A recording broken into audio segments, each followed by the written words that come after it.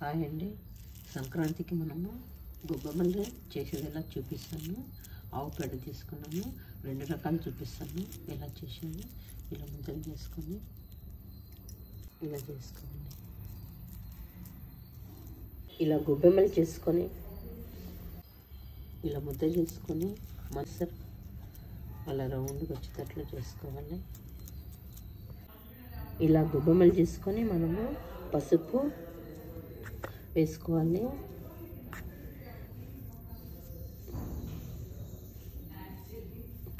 బుట్లు పెట్టుకోవాలి.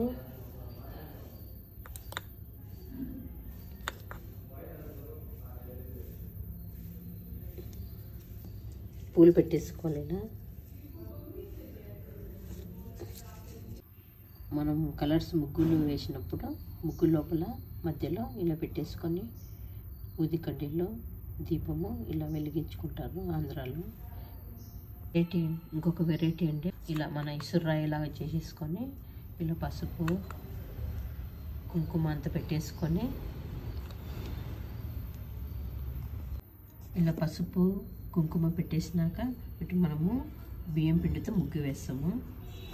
ఇలా వేసుకోవాలి ముగ్గు.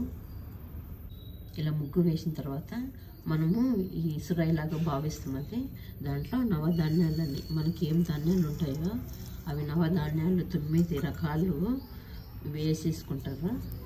ఎందుకంటే మనకు సంక్రాంతి కొత్తగా పంట వచ్చి ఉంటుంది కదండి, అందుకోసమని ఇలా వేసుకొని పైన ఇలా పెట్టేసుకోవాలి. ఇలా పైన ఇలా పిడికలు పెట్టేసుకుంటారు సైడ్కి అంతా 5 ఇలా ఇసురాయి ఇలా పెట్టేసుకొని మనము పూలు వేసేసుకొని దీపం కానీ ఊదికడ్డలు కానీ వెలిగించుకుంటారు. ఈ రెండిట్లో మీకు ఏది నచ్చిందో కామెంట్స్ పెట్టండి. 2 రకాలు చూపించాను, ఒకటి ఆంధ్రాది, ఒకటి కర్ణాటకలో ఎలా చేసేది.